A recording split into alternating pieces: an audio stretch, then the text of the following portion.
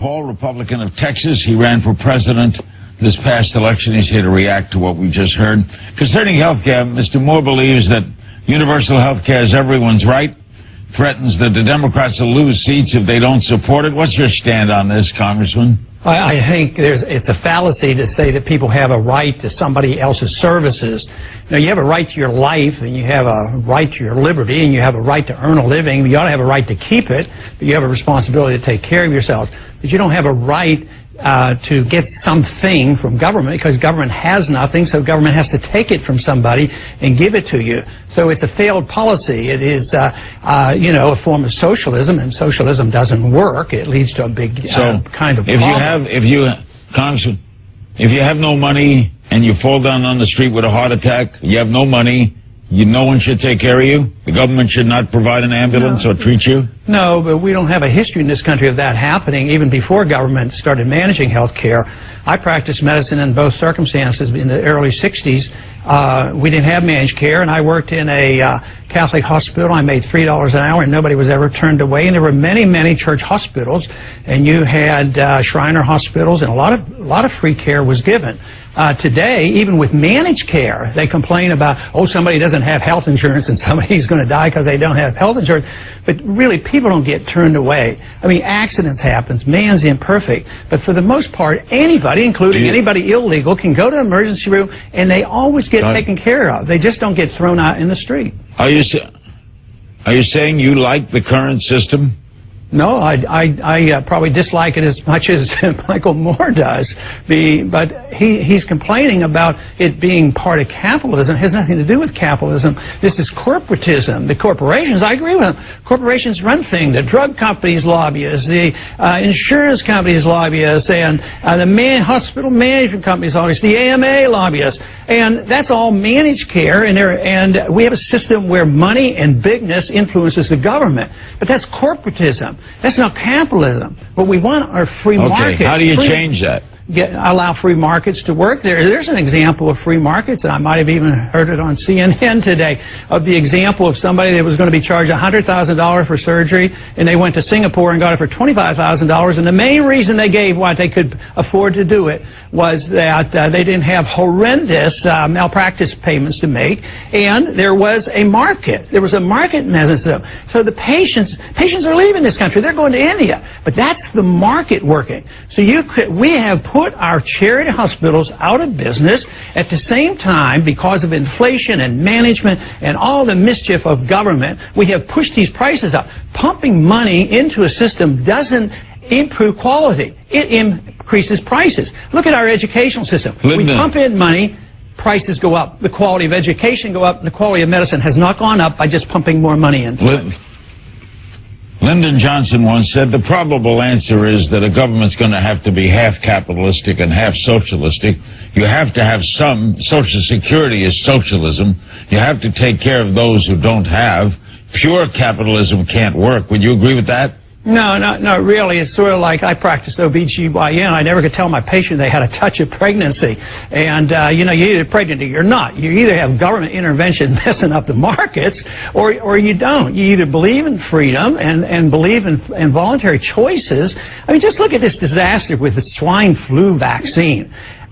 They took over the whole project. We pump in billions of dollars, and they come up with shortages. The distribution is lousy, and they're talking about forcing people to take them in places like New York. And nobody's even proved that it's necessary yet. We have still a lot of deaths from ordinary flu, far surpassing swine flu. So, central economic planning in anything fails, and especially in medicine it fails. But, Congressman, everyone online getting it who's getting it free is not standing there complaining about government involvement. Yeah, but I have a daughter that practices medicine, and I was talking to her about it, and she says, oh, yeah, Dad, I can give shots, and it's for free, but we don't have anything. So when something is free and you don't have it, it's irrelevant. And some of the people who don't want it are being forced to take it. We have lost our faith and confidence in understanding how free markets work.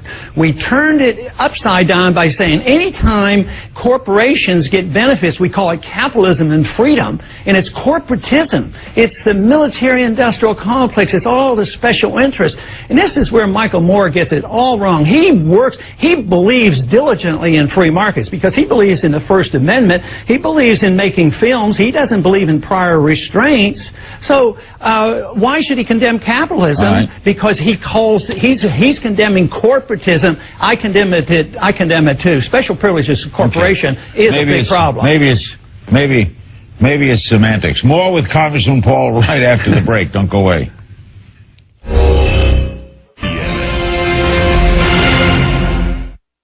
I think capitalism, as it's defined now, has not only failed. Well, it hasn't really failed the rich. It's actually helped them. The wealthiest 1% now have more financial wealth than the bottom 95% combined. So it's a really good system for a few people.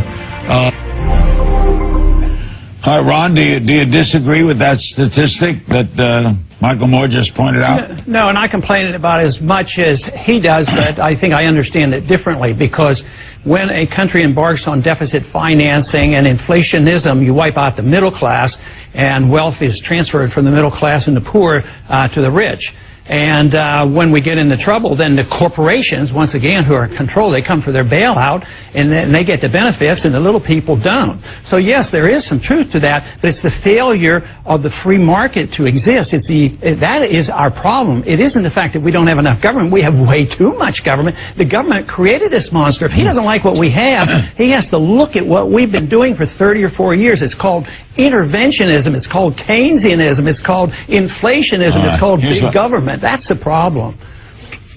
Here's what Michael Moore said about Afghanistan. I'll ask Congressman Paul what he thinks about the war there. Watch. Al-Qaeda has left there. They booked out of the neighborhood, Larry. They're long gone, okay? They're in Pakistan. They're in parts of Africa. They're elsewhere in the Middle East. You know, they're here in the U.S. I mean, they're a real internet operation now, as Matthew Hull, this State Department individual who resigned last month over the Afghanistan policy. You should go online and read his letter of resignation. You'll see he explains it very clearly that if we want to deal with Al-Qaeda, the last place we need to be right now is in Afghanistan. That's just a crazy-making place. It's unwinnable.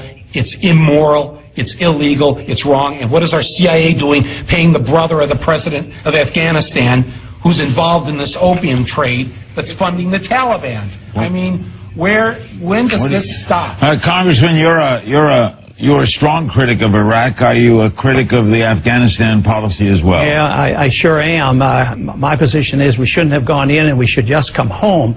But earlier on, Michael was saying that he was hopeful and sympathetic to what Obama was doing. I don't think he's quite willing to criticize Obama like Bush, but I am. And yes, there have been a token effort of bringing some troops home from Iraq. Iraq is a mess, but at the same time, we're sending in contractors to replace the troops, paying them a lot more money, subsidizing the military-industrial complex, and Obama ought to be condemned for that. You can't just pick out. So anytime you support Obama in any of those policies, they're bombing Pakistan right now, killing civilians, and we're on the verge now of attacking or at least putting on more sanctions on Iran, which will lead to hostilities if we're not careful, because we're talking about the Iranians just like we used to talk about the Iraqis, putting on tougher and tougher sanctions, making the people suffer, hoping the people are going to overthrow their leaders, not realizing the tougher the sanctions you put on the people,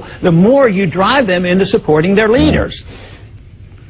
So you would get out of Afghanistan and Iraq post-haste?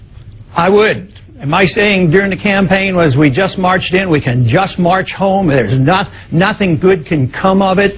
And it's an undeclared war. It's an immoral war. We don't have any money. The longer we're there, the worse it's going to get. And we just need to come home. We can't nation build. And besides, I will win this argument because we are bankrupt and we can't afford it. So it's going to end badly if we don't come to our senses and just say, let's quit this militarism around the world. I mean, we're in 130 countries and 700 bases around the world, and we cannot sustain these. And it's pumped up by both the left and the right in the Congress. Oh, we can't do away with this weapon. It will be bad for jobs. There's conservative Keynesianism and liberal Keynesianism, always government management, which always fails and gives us the financial crisis that we're in. The always thoughtful Congressman Ron Paul of Texas. Thanks. Thanks, Ron. Thank you, Larry. Always good having you with us.